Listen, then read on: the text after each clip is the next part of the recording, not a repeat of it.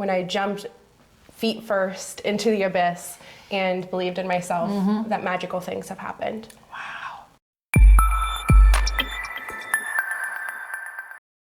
Welcome back to Journey to Impact, and I'm very excited today. My guest today is Claire Gallant from Vivify. Claire, thanks for being a guest today. Thank you for having me. My pleasure. So with Journey to Impact, we talk to entrepreneurs and organizations who are making an impact in the world, and we're learning how so that you can repeat some of the things that they have learned and done. So are you ready? I'm ready. All right. My second podcast ever.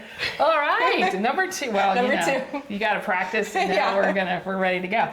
So why don't you tell everybody a little bit about yourself and what you're doing now, and then we're going to go backwards in time. Okay.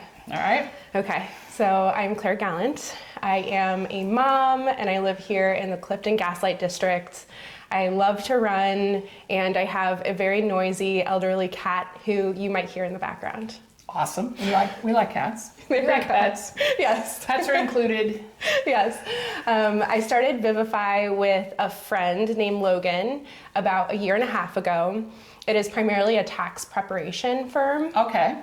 We do tax preparation for a flat fee, and where our focus is more on the everyday taxpayer, as opposed to the majority of CPAs today are trying to swim upstream and serve an increasingly maybe more expensive tax return. But we would like to find a way to really service that everyday person. So the people who do need help, they need some tax planning, and that's where we step in. That's awesome. Yeah. And I'm hoping at some point we have Logan on our podcast as well. That would be amazing. Logan is super cool. You two together are a dynamic duo. So that's fun. So talk about the model and how it's different. How is your model different than I go through Google and find a tax preparer? Yes. So first and foremost, we do not have a brick and mortar. Our goal is to find a way to service clients by using technology. And so we have a client portal that clients will use to give us all their tax information, all of their tax forms, to chat with us, kind of like a text messaging service, to pay through this portal. Additionally, we try to make all of our services very personable. So we use a lot of video. We have, if you go to our website and you click Get Started, it'll be a video of Logan and I walking through our service. Oh, wow. As we, in our intake. Yeah. And then we'll put the link in the description of the podcast. Yes. And then we also include a personalized video walkthrough of the tax return once it's complete. Which clients love. On video, yes. Oh, so if I don't get it the 10th time, I can watch an 11th Exactly, time. yeah. Oh, that's good. Yeah, or you can it'll help you put yourself to sleep at night. But it'll essentially say, okay, Janet, you made a draw on your IRA this year.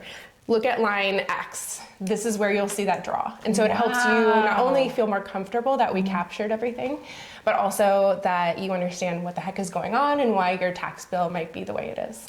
Wow, I love that. And I want to tell everybody how I met Claire. So I have a strange relationship with money, and I think a lot of us do. So it's either intimidating or it's scary. So I have a lot of knowledge, or a little knowledge, we'll say a little knowledge about a lot of things, but financial things intimidate me. And I told you that. And you just had a way of making it feel okay and comfortable. And I love this video thing because then you teach it along the way so that, and you've always said there's no dumb question. I just feel like every financial question out of my mouth is dumb, but it's not. So I think that's great. And so if anybody has a strange relationship with their taxes and finances, she will make you feel comfortable and okay and all of that. Because it really is something that I feel like, especially my generation and maybe your generation too, I don't know, we didn't get a lot of education around that. And your family, we don't talk about money. When you don't tell your kids about your tax bracket and how to fill out taxes, really. So can you talk a little bit about that? Yeah.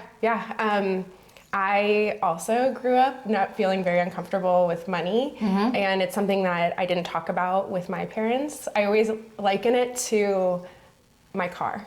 Okay. I don't understand a thing that goes on in my car. When it starts making a very weird noise, I get very nervous. I have no idea what it's going to cost me. And then I have to go into the auto body shop and explain what the heck is happening. It's probably not even called an auto body shop now that I say that. I don't know. It's fine. I don't know the word. And so I think that anxiety, I liken it to anything to do with finances, to whether it's personal financial planning, or if it's to understanding your tax return. Oftentimes when people either get an IRS letter or they receive a tax form in the mail, then they'll have this kind of like mental breakdown because they don't know what that means. And 100%. if they take it to us, we can say, hey, it's okay. We'll take that stress off of your plate and then give you peace of mind in that process. Wow. See, that's excellent. And that's what so you car places out there, you should make a video of what's wrong with the car and send it to your clients so that they understand. Actually, my cousin owns a shop and they do that? Yeah, they do that. Yes. It was the first time I had ever seen that, and I was ecstatic. I think I gushed, and he was like, okay, you can stop. That's awesome. Yeah. That's awesome. So do you have contact with your clients then throughout the year, or just at tax time they dump a bunch of records on your lap? Mostly at tax time. Okay. But do you We talk do with them? other things throughout the year. Okay. So for some, for instance, they, as part of our process, will look at a prior year return to understand the client's financial life, make sure we're the best fit for them. And sometimes through that we've caught errors, whether it's DIY, tax preparation, they made an error on their return, or perhaps another CPA accidentally made an error. And so we can do amendments throughout the year, or we can do tax planning as well. So, Tax planning, so you can keep track of this year and that, and we can save you money, potentially. Oh, that's so great. All right, that's awesome. All right, well, I think that your model is excellent, and it's more of is it a one-time payment or more of a subscription type model? One time. One time, okay. But you'll answer questions Throughout the year. throughout the year. Okay, that's awesome. All right, and you service what kind of clients? So we say the everyday taxpayer, so people who they receive a paycheck, they're W-2 employed, they are maybe in retirement, so they make draws on their IRA or 401k. They have normal investments, they don't invest in cryptocurrency, they don't own a Airbnb or rental property, they don't own a business like you and I, unfortunately. Yeah. I wish you could So do the my everyday taxes. taxpayer. All right, that's excellent. So tell us, go back in time, what road led you to tax preparation? I know, it's so unsexy. I never in a million years would have thought, Really? one day I will be doing taxes and it will bring me joy. Okay, well then tell us what road led you to getting joy from taxes. Yes, I think, so ultimately, I have always wanted to be an entrepreneur. Okay. I've always wanted to own my own business. Okay. I am incredibly independent. I do not like having a boss. Maybe you can relate, I don't know. I can. To my bosses out there, sorry, but I Yes, know me too. that's not my forte. And so it all started when I was, I think probably 10 or so. Wow. And I started my first business. Tell us what that was. It was called the Dog Jog. And I hand wrote little marketing pieces and I dropped it off in every mailbox around my neighborhood and said, essentially, if you're gonna go on vacation, I can come by and walk your dog during the day. Wow. So That's that was the amazing. first dollar that I made as an entrepreneur. And how did that make you feel, or what did that light in you? Oh my gosh, I think just the ability to not be reliant on someone else to be able to make money for myself is so empowering. Yeah, so not mom and dad doesn't have to pay for something, or they don't have an allowance or whatever. You made your own dollar. Yes. Wow. Yes. That's great. And then I went through business school at Indiana University, Kelley School of Business. Okay. And learned more about all different areas of business. I received my MBA through at that college, and I was so fascinated by all aspects of the business, whether it's understanding the financial side, understand the marketing side, and truly fell in love from there and moving forward. Excellent. All right, so then what led you to here? What were some of the other things you dabbled in? I dabbled in a lot. I kind of think of it as the alchemist journey. Have you ever read that book? No. I think it's called Paulo Coelho. I probably butchered that. We'll look it up and we'll link Yes. it down. But so tell me about that and how that impacted your So thinking. essentially, as you're finding your life's path and your own life's journey, one thing leads you to the next thing, which leads you to the next thing. And so it's a natural unfolding of your purpose in life. Okay. And I wouldn't say that this state that I'm in is the end, right? I would say that I'm still unfolding. Okay. And so I don't know what the future will look like for me, but I'm open to continuing to be on this life's path, even though it's kind of scary, right? Yeah, owning your own business is scary. And for those of you that do, you know what we're saying. Yes. Yes. So your path was unfolding. So what was so 10-year-old, you have your own business. Then you go to college. Do you get the traditional job out of college, or do you do something different? Yes. Okay. I did the very traditional job. I started working for Deloitte in audits. Okay. Again, very not sexy. I was going to say, that's way less sexy than I think. But Deloitte was such a cool company to work for, though, because of the global resources there. And I specifically worked in audit at Fifth Third Bank, where I fell in love with the financial side. Okay. And also Procter & Gamble. Oh, wow. So big clients. Wow. Big clients in Cincinnati. That's amazing. So how would you say your learning curve went working at Deloitte for those big organization? Do you think you got a lot of learning out of that? Okay. Yeah, I do think I got a lot of learning. I think it was a good first job to have out of college because you realize that life is hard work. I don't know if that's the right way to say it, right? Adulting is hard. Yeah. And so you learn how to deal with organizational politics, and you learn how to really be we always say polished from the aspect of understanding data and being able to churn large amounts of data and really become adept at using Excel and being able to email and keep your schedule. So all of those things were great, but ultimately audit was not a very fulfilling type of role. Okay, so you learned some things, wasn't exciting, wasn't sexy, so now what?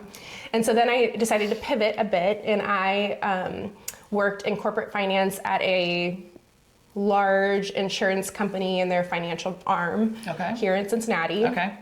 And so my goal really was to help with the organizational budgeting, understanding the financials and what happened throughout the year, and be able to communicate that to management. Okay. Which was so fun. I actually really loved that job. So you were kind of an interpreter of sorts. Yes. Oh, I love it. All right. So then you did that, and you liked that, but what made you move on from that? What unfolded next? That organization was great because they had 3 different branches. They had a private client group where they worked directly with them for financial planning.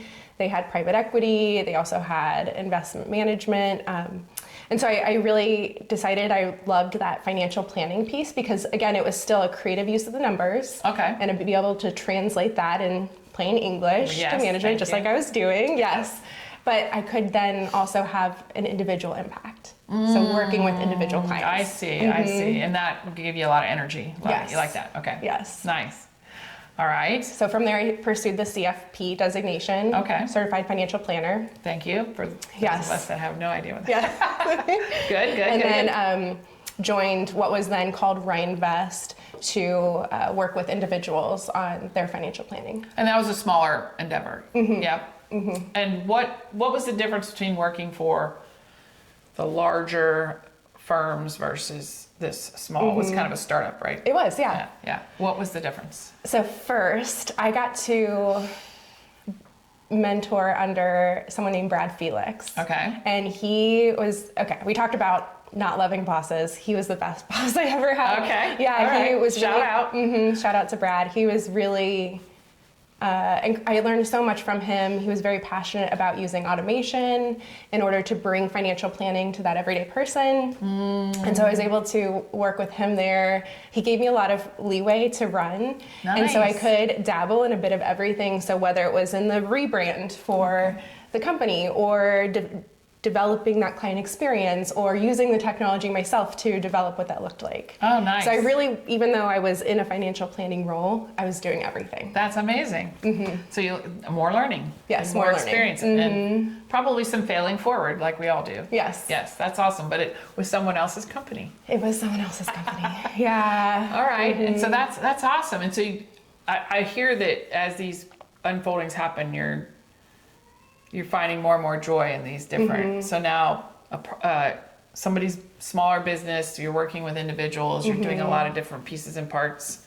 not one thing every day. Yes, exactly. And so I hope what you've heard throughout this story is that I'll find something I find interesting and then pivot.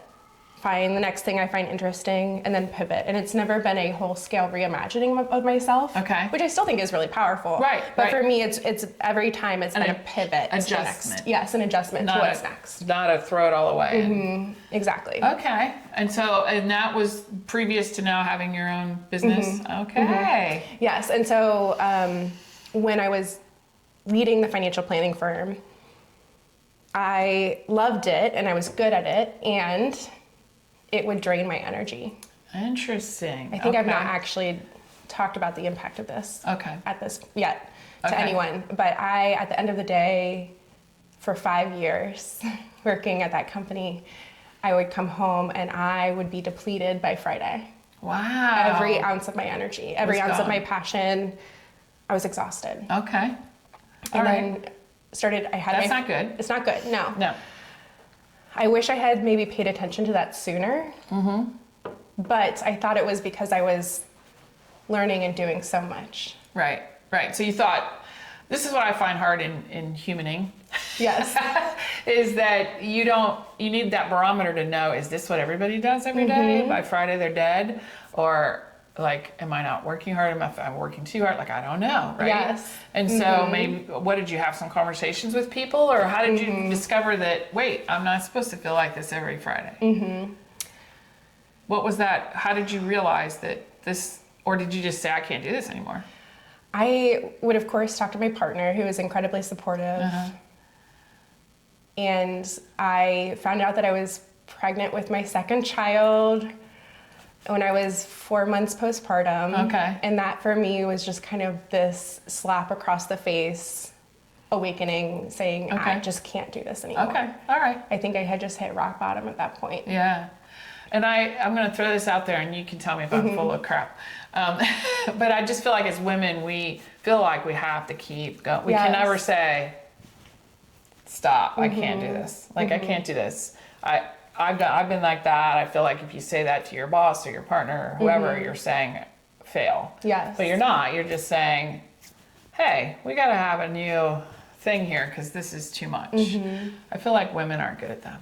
I agree. And especially in a male-dominated industry like financial planning can be, I felt like throwing up a flag meant that I was failing at that job. That's rough. Yeah. Very hard. So, all right. So you threw up your flag and said, we need to pivot again because this is not, this doesn't make me happy. So I decided that I would take a step away. Okay.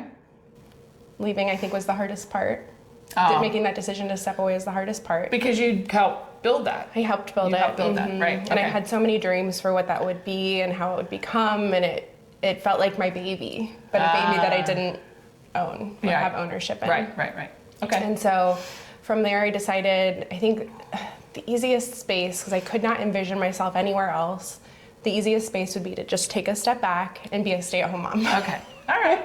Which not good. That's the hardest job. Parenting, yes. I think, is the hardest job. It was very difficult. It was very difficult. Is. Yeah, still is very difficult. No manual for that. Yeah. Can't go to business school for that. So when I was stay-at-home parenting, every single day I would plan something different with the girls. I would go to the museum on Monday, I would go to the library on Tuesday, and it just became this very quiet meditation of following around my 8-year-old girl. We had great fun together, but ultimately I was still so interested in creating. Okay. You have that creative spirit, that entrepreneurial spirit. Okay. Yeah. And so I had this idea in my mind. I'd always been very fascinated by the tax world as it overlapped with financial planning. So how can you use taxes in addition to these different financial planning strategies to really help you achieve the different goals that you have in your life? Okay. All right. And there weren't many CPAs that I could find that were really doing that in a way that played nicely with that financial planning or wealth management space. Okay, all right, which it seems logical. It seems logical, but there is such a divide between the CPA or the accounting worlds and the financial planning worlds. Why do you think that is? Sorry, this is an aside. No, this is actually a really good question. I think that CPAs, if you look at the stereotypical CPA, Okay. they're very precise. They love to do the same thing that they've always done. Very numbers driven. Yes. CPAs, if you think about it, many CPA firms are very old, very traditional. They have the same way of thinking. They have a brick and mortar shop. They're named something like old white man last name CPA. Yeah. They accept a lot of paper documents, and Yeah. they're doing something in the same way that they've always done it. Right. And that's the way that they will continue doing it until they retire or die. Okay. And that doesn't work for everybody. Right? Yes. And so I So think, you wanted to do it differently. yes, exactly. So how did you end up partnering with Logan, and what did that look like? Yeah, so Logan had been my friend. We met back in 2017 at a leadership program through the Chamber of Commerce here in Cincinnati. Yeah. It's called Cincy Next. Nice. And when we were at Cincy Next, we really, we found that we were both passionate about bringing financial advice to everyday people. Me from the financial planning side, her from the tax side. But she was at a very, again, traditional CPA firm. She was doing taxes not only for very wealthy individuals, but also their companies. And she, at that point, was really burnt out. Okay. So we stayed connected. All right. From 2017 on, we would do lunches, coffees, and then when she decided to leave her job, I was one of the first people she told. And I was still leading the financial planning firm, had no intention of leaving. Wow. So it kind of then just developed from there. Yep, so my timing was perfect. Wow. And then I approached her about a month into me being a stay-at-home mom and said, hey, I have this idea. Are you interested? Right. First, she said, I'm not interested in doing taxes anymore. Oh, She had thought that's at a that problem. point about pivoting, a total pivot away from tax into nonprofit space. And I said, no, Logan. There are not enough CPAs. We need you. We need your expertise, but we can re-envision the industry. It doesn't have to be the way it's always been. I love it. It's the two of us against the world. We can figure it out. And we can find a way to serve the same types of people that we're both really passionate about, which is to say, our friends and family. Yeah. The everyday person. Yeah. All right.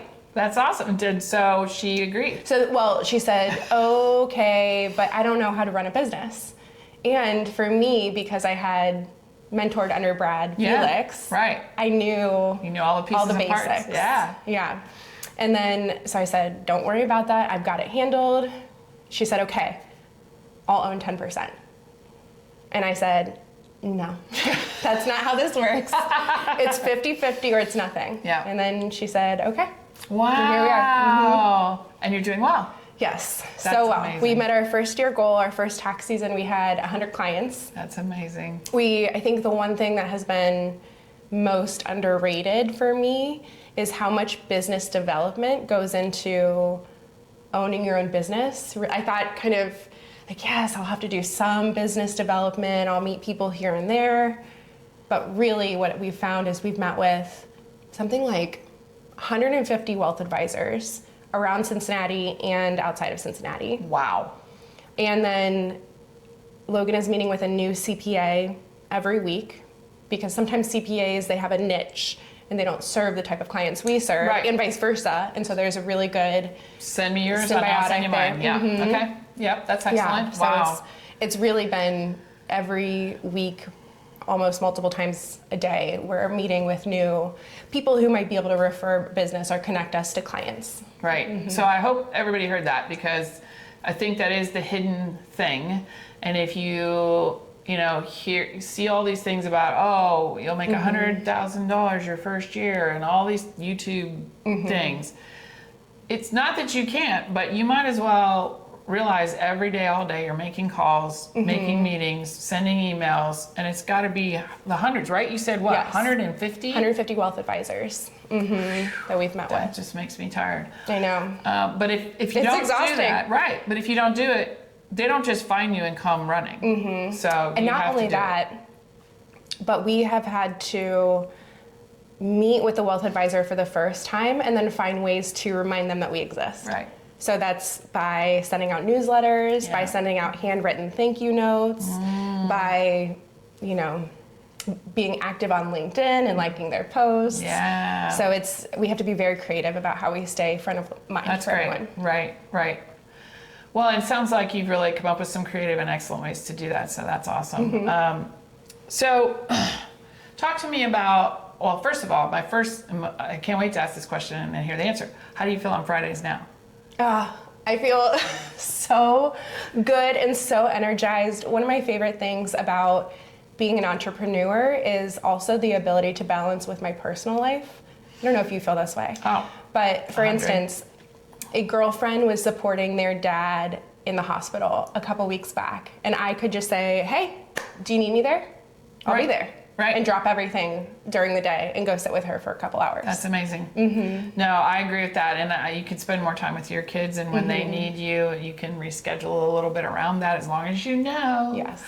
That's really, no, I love that. Or if I didn't get much sleep last night, so I need to that happened last week. And I need to get some extra sleep, so I'm either going to throw a nap on the schedule or something because I want to be fresh for whatever client or whatever, right? Yes. So, but you can do that. You can't like pull up a couch in your office necessarily and lay down. I saw the office you worked in before, and it was open, so there was no resting for you. None.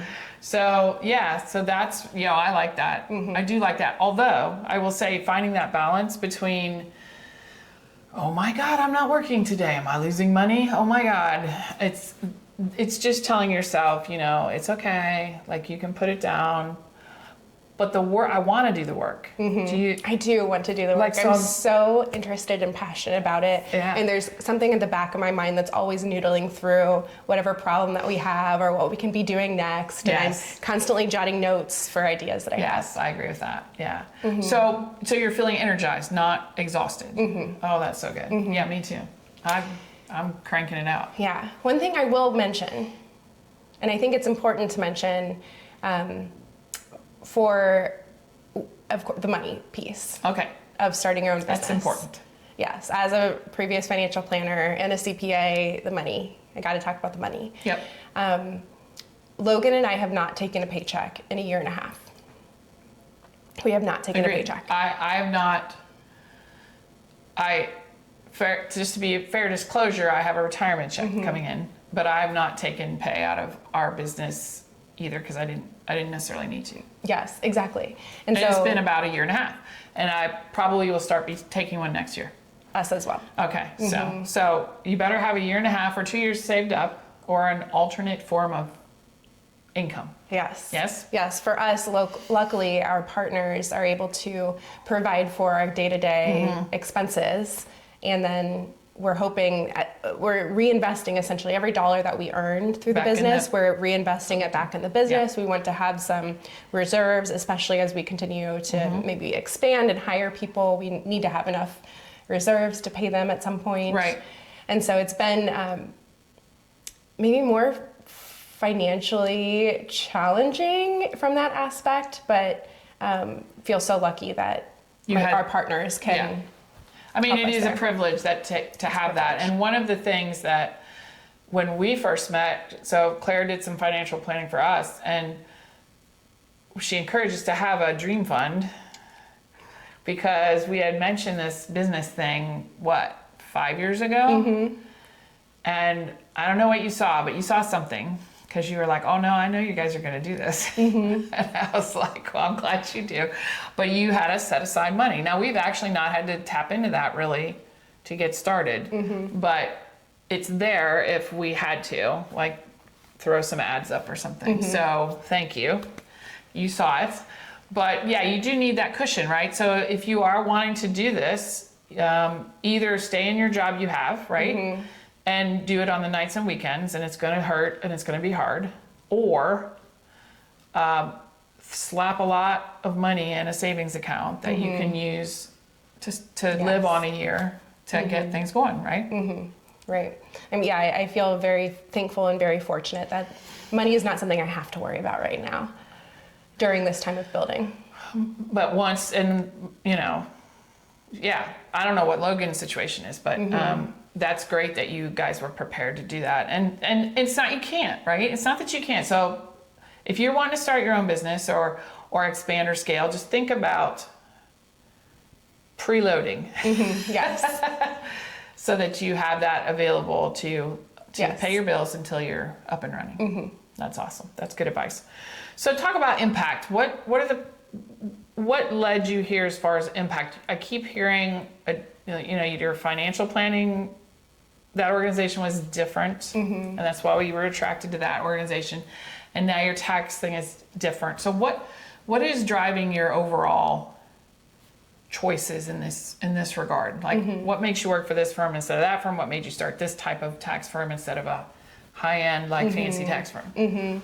Yeah, and I think impact is the right way to put it. We really want to provide individuals with peace of mind that not only having someone like us who will be down to earth, will wear our jeans, we will be very comfortable, and we say that we're the friend in this tax relationship with our clients. Awesome. Yeah. We really want to be that partner that provides you with peace of mind, but also we want to educate you through the process so that it doesn't feel so scary and big.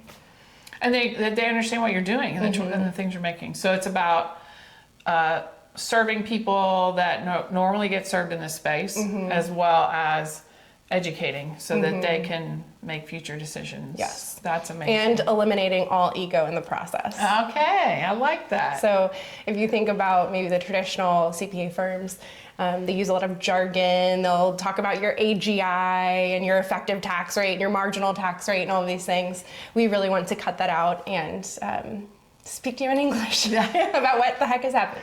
That's why I totally appreciate that. That's 100% there. So that's amazing. Well, that's fantastic. So do you have any advice for someone starting their own business, or they're working at a Deloitte or they're working at a big firm, but they're just not feeling it? What advice would you give that person? I like the idea of pivoting. So it's leaning more into the things that you've learned or you've brought into the world already, and finding a space to continue maybe ideating or creating around that. So it's, if you are in the accounting or CPA world, do not abandon your CPA. It's valuable. You've worked really hard for that. Right. But what are ways that you can be creative and still use that in whatever company that you're creating? Right. Well, and I don't think people realize the skills they've learned in one area can pivot to another area. At first I thought, well, my whole career's been in education. But then when I went back and looked, it was also in administration, and all of that was setting up a system and setting up ways to scale and setting up people for success. And so that's business. I mean, that's the same skills have translated to helping people set up their businesses and get started, or working with larger organizations. Because I know how to build teams, and I know how I draw on some coaching background to build teams. So you have people don't realize all the skills they've picked up through their life, do they? Correct. 10-year-old do you still bring any of that learning into your entrepreneurial journey? Yeah, absolutely. Yeah. So all of those things people can draw on, don't you think? Absolutely. Excellent. Anything else you want to tell everybody about yourself, Vivify, or how they can create impact in the world?